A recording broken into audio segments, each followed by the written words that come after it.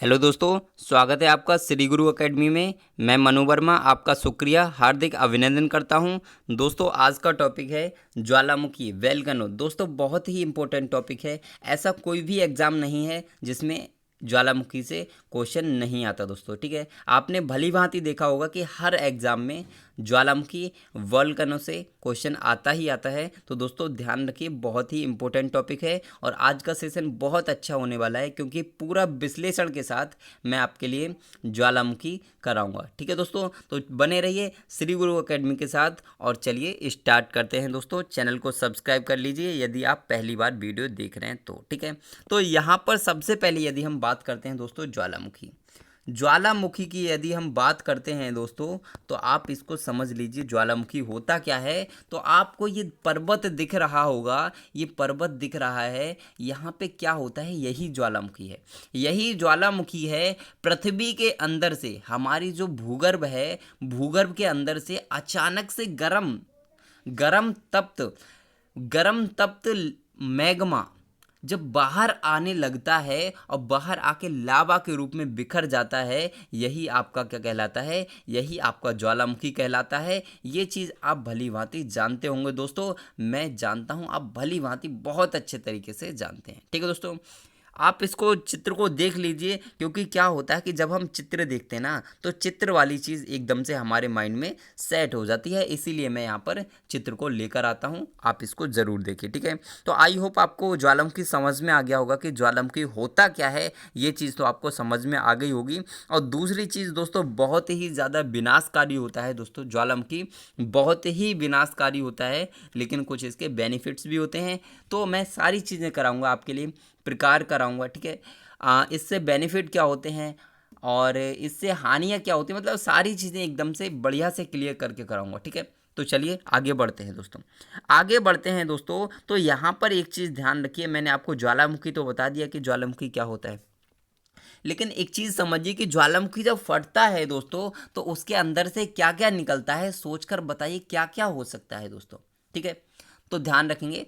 पहली चीज़ क्या हो सकती है, धूल मिट्टी, ये चीज़ें होती हैं। ठीक है, दूसरी चीज़ वहाँ पे वाष्प भी होती है, यानी कि जल वाष्प भी होता है और खनिज पदार्थ भी निकलते हैं। ऐसा नहीं है, अंदर से भूगर्भ के अंदर से खनिज पदार्थ भी निकलते हैं, गैसें निकलती हैं और पत्थरों के टुकड़े भी निकलते हैं, बहुत सारी चीज़ें उसके अंदर से निकलती हैं। लेकिन इम्पोर्टेंट पॉइंट ये है कि 90% जलवाष्प होता है। ज्वालामुखी उद्गार जब होता है तो 90% आपका जलवाष्प निकलता है, इसको आप ध्यान रखेंगे, बहुत ही इंपॉर्टेंट पॉइंट है। ठीक है, अब हम बात करते हैं दोस्तों, क्वेश्चन आता है ज्वालामुखी कितने प्रकार के होते हैं, तो आप कहोगे ज्वालामुखी मात्र 3 प्रकार के होते हैं। कितने प्रकार के, मात्र 3 प्रकार के होते हैं। पहला होता है दोस्तों सक्रिय ज्वालामुखी, दूसरा प्रसुप्त ज्वालामुखी, तीसरा होता है दोस्तों शांत ज्वालामुखी। सक्रिय ज्वालामुखी क्या होता है दोस्तों, सक्रिय ज्वालामुखी ऐसे ज्वालामुखी जिनसे ऑल टाइम उद्गार होता रहता है। उद्गार का मतलब है जिनके मतलब क्रेटर से जो लावा है वो हमेशा बाहर निकलता रहता है, हमेशा विस्फोट उसमें चलता रहता है, तो वो आपका सक्रिय ज्वालामुखी कहलाता है।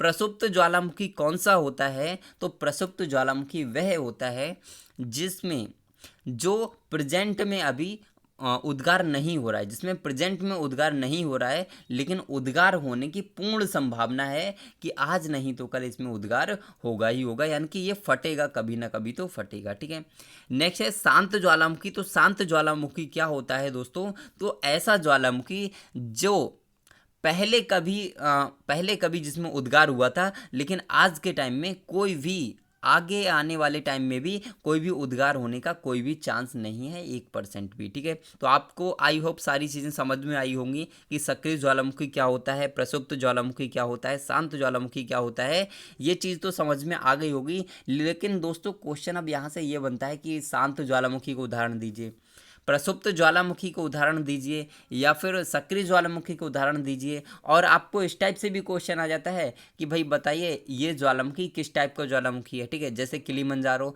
कैसा ज्वालामुखी है, सक्रिय ज्वालामुखी है, प्रसुप्त ज्वालामुखी है, या फिर शांत ज्वालामुखी है, इस टाइप से क्वेश्चन आता है दोस्तों। ठीक है, तो ध्यान रखेंगे। अब हम एक एक करके ट्रिक के साथ इसको पढ़ लेते हैं। ठीक है दोस्तों, तो सबसे पहले हम सक्रिय ज्वालामुखी की बात करते हैं। सबसे पहले सक्रिय ज्वालामुखी की बात करते हैं तो पहला आता है किलामू।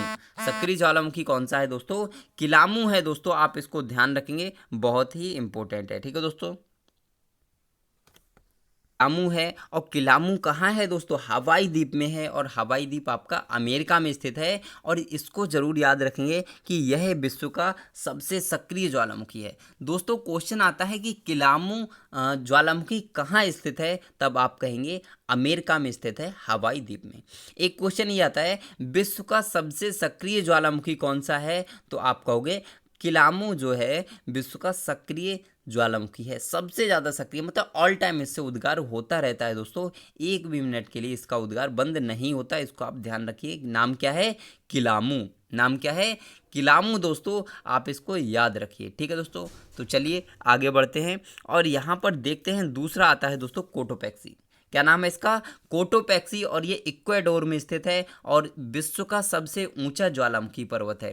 दोस्तों क्वेश्चन आता है कि कोटोपैक्सी कहाँ स्थित है, तो आप कहोगे कोटोपैक्सी इक्वाडोर में स्थित है। दूसरा क्वेश्चन क्या बन सकता है कि कोटोपैक्सी किस प्रकार का ज्वालामुखी है, तो आप कहोगे सक्रिय ज्वालामुखी है। और अगला क्वेश्चन ये बन सकता है कि विश्व का सबसे ऊंचा ज्वालामुखी पर्वत कौन सा है, तब भी आप कहोगे कोटोपैक्सी विश्व का सबसे ऊंचा ज्वालामुखी पर्वत है। ठीक है दोस्तों, तो आई होप आपको सारी चीज़ें समझ में आई होंगी। नेक्स्ट हम बात करते हैं दोस्तों ओजस डेल सालाडो। ओजस डेल सालाडो की जब हम बात करते हैं तो ये अर्जेंटीना और चिली बॉर्डर पर स्थित है। ठीक है, अर्जेंटीना और चिली बॉर्डर पर स्थित है, इसको आप ध्यान रखेंगे। विश्व में सबसे ऊंचाई पर स्थित ज्वालामुखी आपका यही है, ओजस डेल सालाडो। अब देखिए यहाँ पर बहुत ज़्यादा कन्फ्यूजन आपको इसमें हो सकती है, इसमें बहुत कन्फ्यूजन हो सकती है कि कोटोपैक्सी क्या था कि विश्व का सबसे ऊंचा ज्वालामुखी पर्वत, लेकिन विश्व में सबसे ऊंचाई पर स्थित, देखिए समझने की कोशिश करिए कि विश्व का सबसे ऊंचा ज्वालामुखी पूछा जाए तो आप कहो कोटोपैक्सी। ऊंचा का मतलब कि जमीन से और सबसे ऊंचा है। ठीक है, लेकिन विश्व में सबसे ऊंचाई पर स्थित, मतलब बहुत ऊंचाई पर स्थित है, वो कौन सा है, तो आप कहो ओजस डेल सालाडो। यहाँ पर बहुत सारी कन्फ्यूजन हमारे माइंड में हो जाती है, तो आप कोई भी कन्फ्यूजन, किसी भी प्रकार की कन्फ्यूजन को मत रखिए दोस्तों। ठीक है, तो ध्यान रखेंगे, बहुत ही इंपॉर्टेंट टॉपिक है। ठीक है दोस्तों, तो चलिए आगे बढ़ते हैं और यहाँ पर देखते हैं अगला आता है स्ट्राम्बोली। स्ट्राम्बोली जब आता है तो दोस्तों ये भूमध्य सागर का प्रकाश स्तंभ कहलाता है।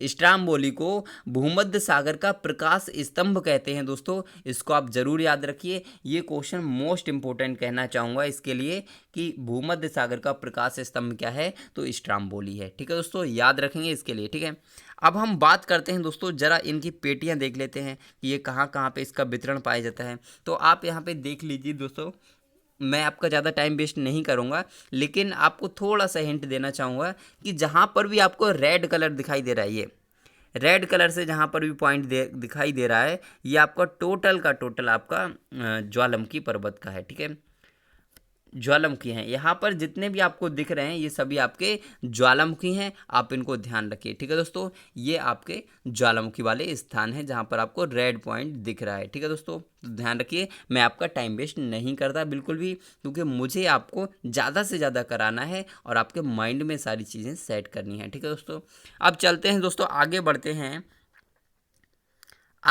दोस्तों। तो यहाँ पर देखते हैं प्रसुप्त ज्वालामुखी। अगला आता है प्रसुप्त ज्वालामुखी। तो प्रसुप्त ज्वालामुखी से ज़्यादा क्वेश्चन नहीं पूछा जाता है।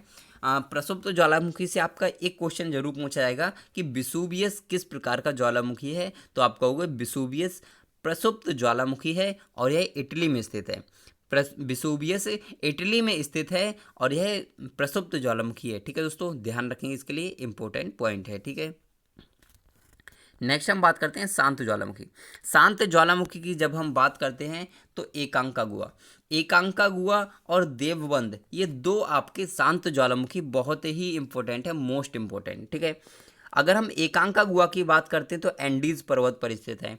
एकांकागुआ एंडीज पर्वत पर स्थित है और यह विश्व में सबसे ऊंचाई पर स्थित शांत ज्वालामुखी है। ठीक है दोस्तों, इससे पहले मैंने आपके लिए बताया था वो विश्व में सबसे ज़्यादा ऊंचाई पर स्थित सक्रिय ज्वालामुखी था दोस्तों, लेकिन अभी मैंने आपके लिए जो बताया है वो आपका विश्व में सबसे ऊंचाई पर स्थित शांत ज्वालामुखी है। ठीक है, नेक्स्ट है देवबंद की जब हम बात करते हैं तो ये ईरान में स्थित है और यह शांत ज्वालामुखी है। और शांत ज्वालामुखी क्या होते हैं, तो उनसे उद्गार होने की कोई संभावना नहीं होती दोस्तों। ठीक है, नेक्स्ट हम बात करते हैं दोस्तों कि भारत में अगर ज्वालामुखी पूछा जाए भारत में पाए जाते हैं क्या, तो बिल्कुल पाए जाते हैं। भारत में दो ज्वालामुखी हैं। ठीक है, दो ज्वालामुखी हैं, पहला है नारकोंडम और दूसरा है बेरन, और ये दोनों के दोनों आपके अंडमान निकोबार द्वीप समूह में पाए जाते हैं।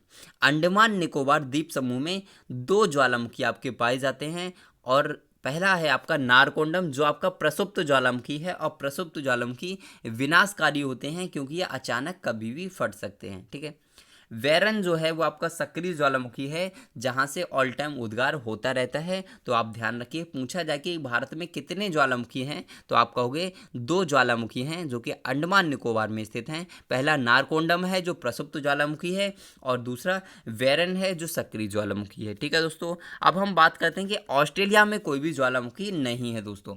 इसको जरूर याद रखिए, क्वेश्चन आता है कि ऑस्ट्रेलिया में क्या कोई ज्वालामुखी है, तो आप कहोगे ऑस्ट्रेलिया में कोई भी ज्वालामुखी नहीं है। अब आता है दोस्तों बहुत ही इंपॉर्टेंट टॉपिक। ठीक है, टॉपिक क्या है कि ज्वालामुखी के प्रमुख भाग तथा महत्वपूर्ण बिंदु। यहाँ से क्वेश्चन आता है हर बार कि क्रेटर क्या होता है, सिंडर क्या होता है, ये सारी चीज़ें, बहुत सारे क्वेश्चंस आते हैं। स्लाइड को थोड़ा सा छोटा करते हैं दोस्तों, इसको थोड़ा सा समझते हैं। ठीक है दोस्तों, एक एक करके यहाँ से इतने क्वेश्चन दोस्तों बनते हैं, बहुत सारे क्वेश्चन बनते हैं। ठीक है, लेकिन एक क्वेश्चन मैं आपको पहले ही बताना चाहूँगा कि लावा और मैग्मा में क्या अंतर होता है। बहुत से हमारे जो भाई बहन हैं वो लावा और मैग्मा ही नहीं समझ पाते, मैग्मा क्या होता है, लावा क्या होता है। तो दोस्तों मैं आपको बताना चाहूँगा, अगर हम लावा की बात करें, अगर हम लावा की बात करें और एक साइड में यहाँ पर मैग्मा की बात करें, ठीक है, तो दोनों को समझ लेंगे। ठीक है, अब हम देखिए, जब तक पृथ्वी के अंदर से तरल पदार्थ, पृथ्वी के अंदर जो तरल पदार्थ है,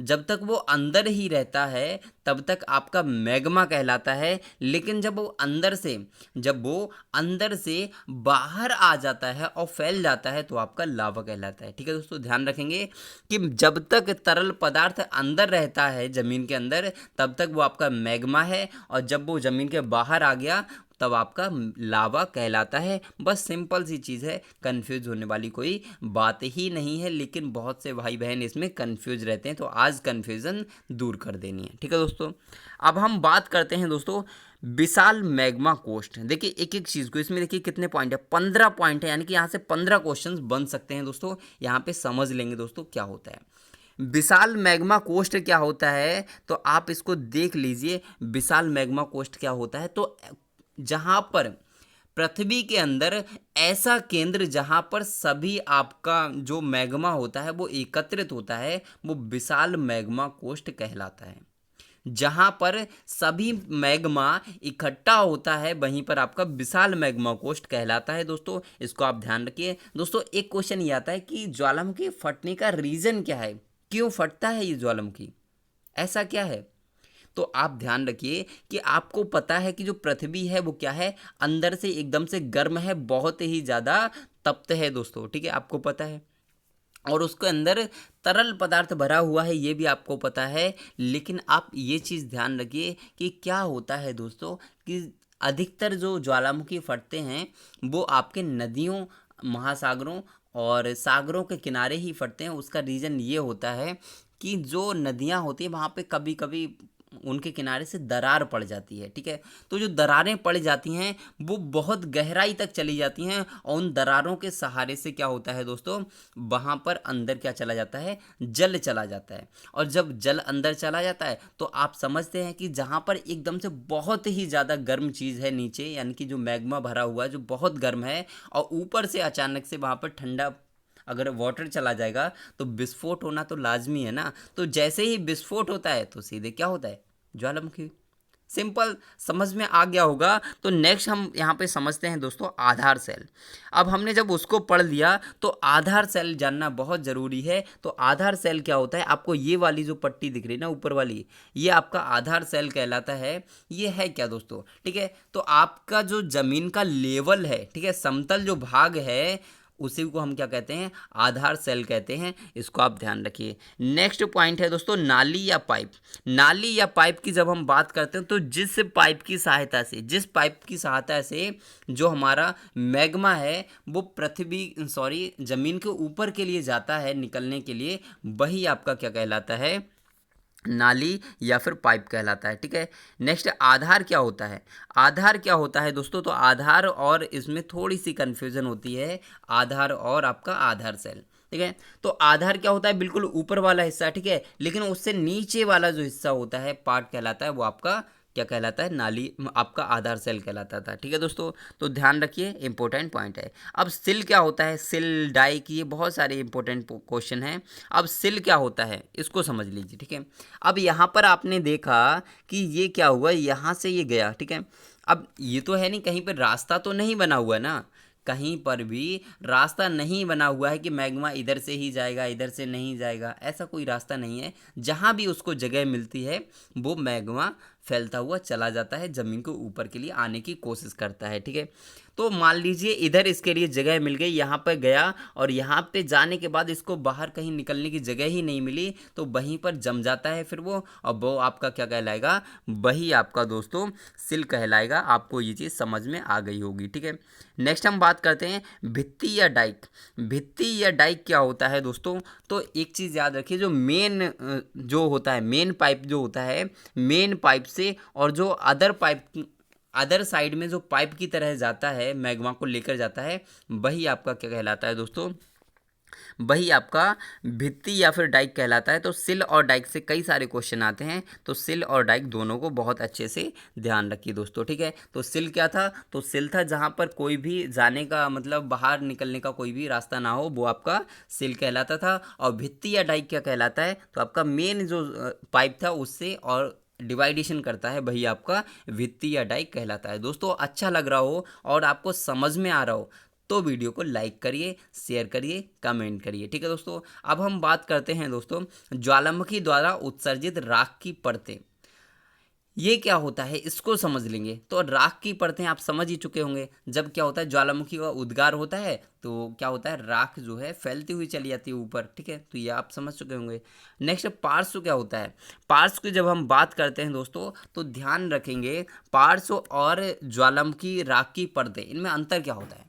तो ध्यान रखिए, ज्वालामुखी राख की जो परतें होती है वो अंदर होती हैं। कहने का मतलब जो ऊपर वाला जो ज्वालामुखी फटता है तो राख नीचे दबती है और उसके ऊपर जो आता है वो आपका पार्श्व कहलाता है। यानी कि ऊपर वाला हिस्सा पार्श्व कहलाता है और नीचे वाला हिस्सा आपका क्या कहलाता है दोस्तों, राख कहलाता है। ये आप देख सकते हो, ये आपका राख मान लीजिए और ये आपका पार्श्व मान लीजिए। ठीक है, समझ में आ गया होगा। अब हम बात करते हैं दोस्तों यहाँ पर ज्वालामुखी द्वारा उत्सर्जित लावा की परतें।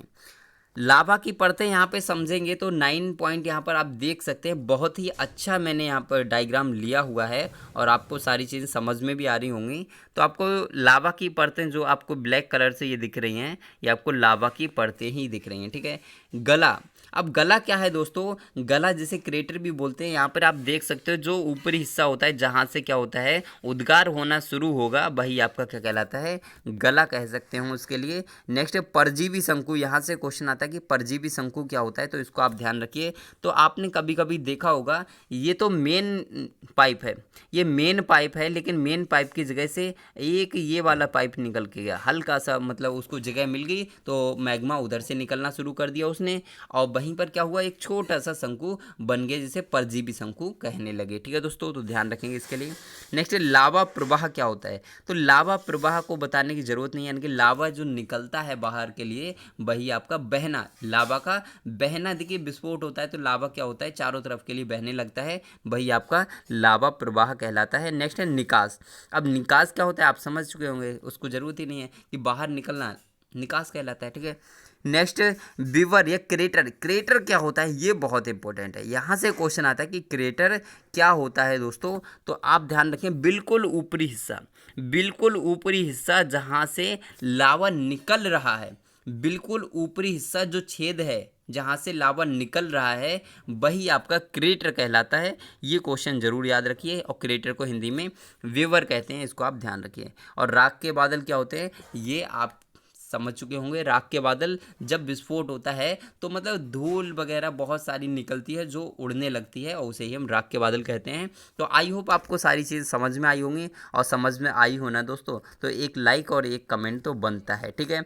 और दोस्तों कोई भी दिक्कत हो तो कमेंट कर दीजिए, और आज का सेशन इतना ही रखते हैं। वीडियो अच्छी लगी हो तो लाइक शेयर सब्सक्राइब कर लीजिए, और अपने भाइयों के लिए, बहनों के लिए, अपने फ्रेंड्स के लिए शेयर ज़रूर करें दोस्तों, अगर वीडियो अच्छी लगी हो तो बस खुश रहिए, मुस्कुराते रहिए और तैयारी करते रहिए, ठीक है दोस्तों। तो बाय बाय।